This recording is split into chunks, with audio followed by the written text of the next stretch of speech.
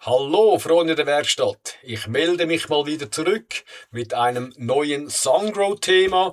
Und zwar kennt ihr das, ihr habt richtig viel Energie vom Dach, die Batterie lädt aber nur mit 4,7 Kilowatt und der Rest geht einfach so ins Netz rein, obwohl die Batterie erst bei 9% ist und ihr in den Einstellungen die Ladeleistung auf zum Beispiel 9 Kilowatt habt. Was da genau das Problem ist und wie ihr das ganz einfach beheben könnt, zeige ich euch hier in diesem Video. Und jetzt geht's los. Zum ersten Mal habe ich das im November beobachtet. Ich habe da gedacht, das liegt wahrscheinlich am Update, welches ich am 30. Oktober ausgeführt habe. Ich habe Kontakt aufgenommen mit Sungrow, das Problem erklärt und gesagt, gebt mir doch wieder ein Downgrade der Software, denn vorhin hat alles funktioniert. Das hat dann 2 Monate gedauert, bis ich endlich das Downgrade hatte.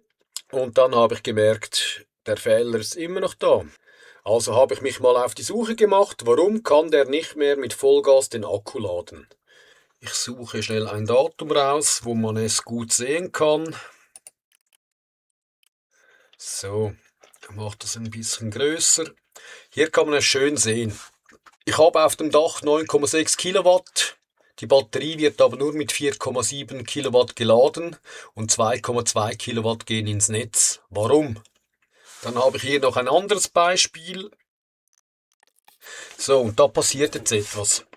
Da blockiert er auch wieder bei 4,7 Kilowatt. Der Rest geht ins Netz. Warum funktioniert es hier auf einmal?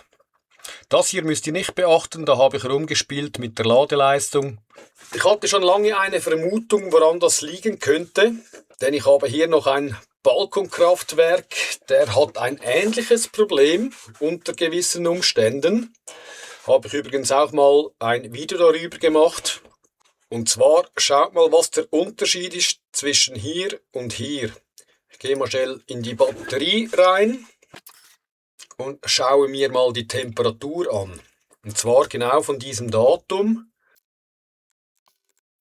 Da haben wir 12 Grad, morgen früh um 8, halb 12 13, dann 14, dann 15, dann 16, dann 17 Grad.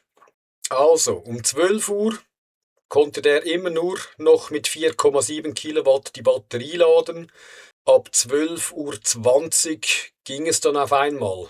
Also das hat mit nichts anderem zu tun als mit der Temperatur der Batterie. Wenn die zu niedrig ist, kann er nicht Vollgas laden. Bei mir ist die Schwelle ungefähr bei 16 Grad. Ab 16 Grad kann er auch mit 8 oder 9 Kilowatt laden. Übrigens, dieser Hinweis, der kam auch von einem Zuschauer, der hat mir das bestätigt. Deshalb ist es extrem wichtig, dass wenn ihr irgendein Problem habt oder eine Lösung oder etwas entdeckt habt zu Sungrow, ihr es hier in die Kommentare reinschreibt, damit alle was davon haben. Denn ihr wisst ja, wie schwierig es ist, an Informationen über Sungrow zu kommen. Ich versuche hier echt irgendwie ein Forum aufzubauen, denn das ist echt das Einfachste, wenn man einfach hier nachlesen kann oder eine Frage stellen oder ein Problem lösen kann.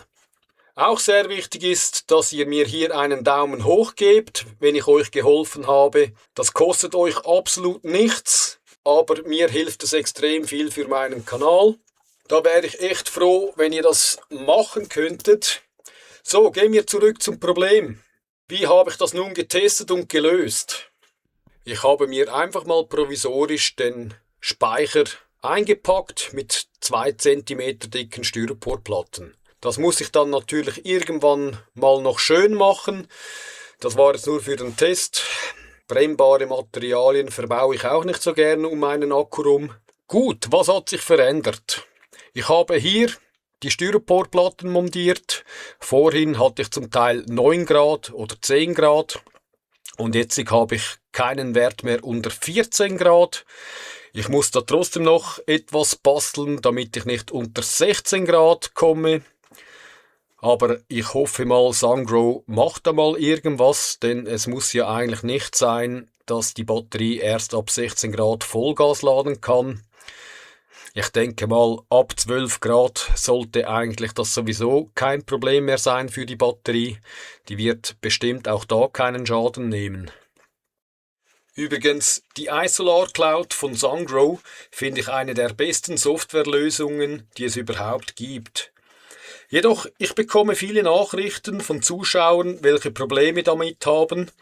Jedoch, wenn ich mir dann das genauer anschaue, ist meist ein falsch angeschlossenes Smart Meter daran schuld. Deshalb werde ich bald noch ein Video zu diesem Thema machen.